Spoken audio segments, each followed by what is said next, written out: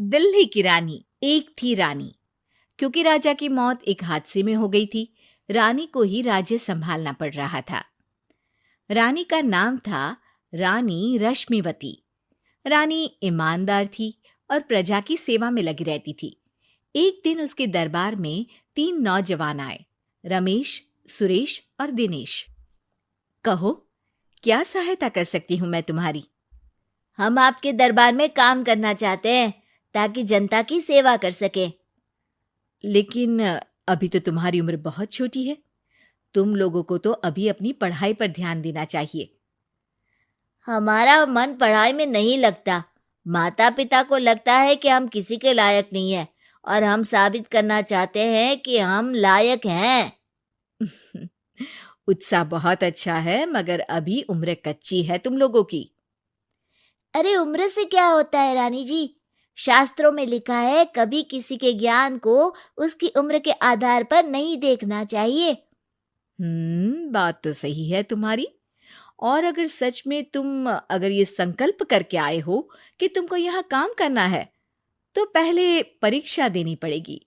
3 परीक्षा, एक शारीरिक परीक्षा, एक बुद्धि की परीक्षा और एक देशभक्ति की परीक्षा। और ये क्या है? वो मंत्री महोदय तुम्हें समझा देंगे। हमारे पास समय नहीं है। अगर तुम लोग तैयार हो तो बताओ। हाँ हाँ, हम तैयार है किसी भी परीक्षा के लिए। मैं भी तैयार हूँ कुछ भी कर गुजरने के लिए। तो ठीक है मंत्री जी, आप इन तीनों की परीक्षा कल से ही शुरू कर दीजिए। जो आ गया रानी साहिबा। अगले दिन से ही तीनों की परीक्षा शुरू हो जाती है।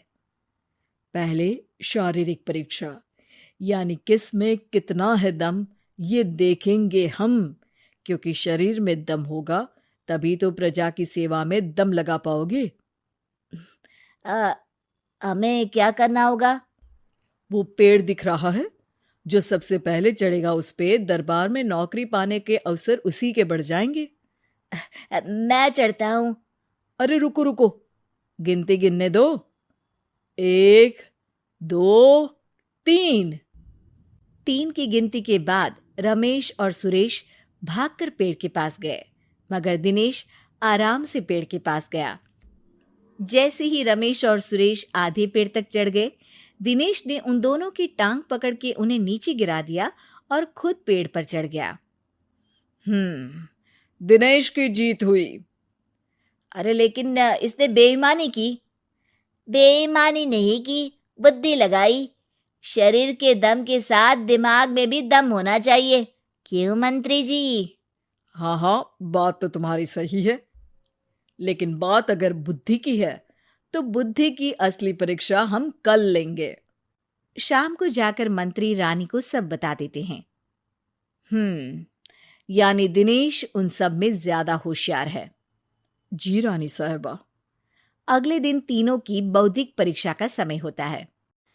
आज हमें क्या करना है मंत्री जी? थोड़ा सब्र करो, कल जल्दबाजी में ही हारे थे तुम। सही कह रहे हैं मंत्री जी। अरे तू क्यों ज्यादा बोल रहा है? तू भी तो हारा था ना कल। ए दिनेश, ज्यादा होशियार मत बन। अरे अरे अरे, लड़ो मत। आज की परीक्षा पर ध्यान दो। आज की बौद्धिक परीक्षा में ये कुछ बोरे हैं, कुछ में नमक है और कुछ में रुई।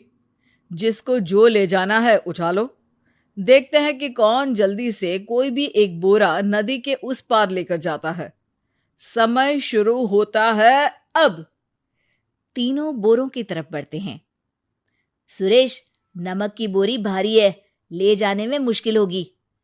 हाँ हाँ, सही कह रहा है, रुई हल्की है, हम दोनों रुई लेकर चलते हैं। अरे भाई, मैं तो नमक लेकर जाऊंगा। रमेश और सुरेश ये सोचकर हंसते हैं कि आज तो दिनेश हार ही जाएगा। दौड़ शुरू होती है। 1, 2, 3। तीनों नदी की तरफ भागते हैं। रुई में वजन कम होने के कारण रमेश और सुरेश आगे निकल जाते हैं और दिनेश थोड़ा पीछे। पर जैसे ही वो सब नदी में जाते हैं, दिनेश की बोरी का नमक गलने लगता है और वजन कम हो जाता है, जबकि रमेश और सुरेश की रुई में पानी भर जाता है और बोरी का वजन बढ़ जाता है। अरे ये इतनी भारी क्यों हो गई रमेश? अरे मुझे क्या पता, शायद जादुई बोरी है। अरे लगता है कि हम बेवकूफ बन गए। बने नहीं हो, तुम हो ही बेवकूफ। इतना तो पता होना चाहिए कि पानी में नमक गल जाएगा। दिनेश का पूरा नमक गल जाता है और बोरी खाली हो जाती है। वो जल्दी से रेस पूरी कर लेता है। इस परीक्षा के विजेता भी दिनेश ही हैं। उसने दिमाग लगाकर दिखा दिया कि वो बौद्धिक परीक्षा में भी रमेश और सुरेश से आगे है। अब कल तुम्हारी देशभक्ति की परीक्षा होगी, जो स्वयं रानी मां लेंगी।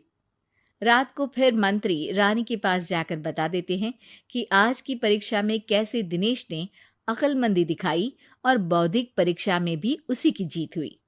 अरे वाह, दिनेश तो हमारे बहुत काम आ सकता है। हम उत्साहित हैं कल की परीक्षा के लिए। वो तो ठीक है रानी साहिबा, लेकिन हमने सुना है कि पड़ोसी राज्य का राजा आकाशदीप हमारे राज्य की सीमा में घुसपैठ कर रहा है। ये तो चिंता की बात है। हमें जल्द ही कुछ करना चाहिए। अगले दिन रमेश, सुरेश और दिनेश अपनी आखिरी देशभक्ति की परीक्षा के लिए दरबार में आते हैं। प्रणाम रानी साहिबा। नमस्कार रानी जी। प्रणाम रानी माँ। हमने तुम्हारी परीक्षा पर गौर किया। दिनेश आगे हैं। हम तुम तीनों में से किसी दो को ही दरबार में काम दे सकते हैं। किसी एक को आज जाना होगा। तो देशभक्ति की परीक्षा के लिए तैयार हो? पूरी तरह से। मैं तीनों से एक ही सवाल करूंगी। जिसका जवाब सबसे सही लगेगा उसे तो नौकरी मिल ही जाएगी। फिर दूसरे सबसे सही जवाब देने वाले को भी काम मिलेगा। आप लोगों का समय शुरू होता है अब। ज्यादा सोचने का समय नहीं होगा। जो मन में पहली बात आए उसका जवाब दे।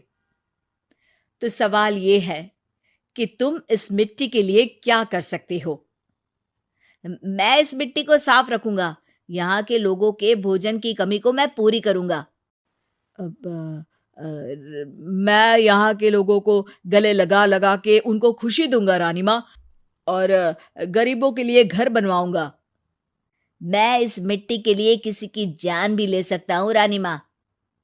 मंत्री, दिनेश को एक तलवार दो। जी रानी जी। दिनेश, पड़ोसी राज आकाशदीप की जान तुम्हारे हाथ में है। जाओ, अपना काम पूरा करो। आज रात को तुम उस पर हमला करोगे जब वो सो रहा होगा। दिनेश वहां से चला जाता है। रानी मां, यह आपने क्या किया? अभी किया नहीं है मंत्री जी। आप आकाशदीप को संदेशा भिजवाओ कि पड़ोसी देश का एक कातिल रात को उन पे हमला करेगा और दिनेश को पकड़वा दो। अरे, ये आप क्या कह रही हैं? और क्यों कर रही हैं आप ऐसा? राजा को लगेगा कि हमने उसकी मदद की, उसकी जान बचाकर। वो हमारे राज्य का पीछा छोड़ देगा और हमारा एहसानमंद हो जाएगा। और दिनेश का क्या होगा? इस राज्य को दिनेश जैसे शातिर और लड़ाकू लोगों से ज्यादा जरूरत है, ऐसे लोगों की जो लोगों को खाना खिलाने की और खुश करने की बात करे। और ये गुण सुरेश और रमेश में है। इन्हें नौकरी दे दो। दिनेश बहुत चतुराई से नौकरी हड़पना चाहता था, जिसके लिए उसने रमेश और सुरेश जैसे दोस्तों का भी नुकसान किया। पर रानी ज्यादा चतुर निकली। उसने एक तीर से दो निशाने लगाए।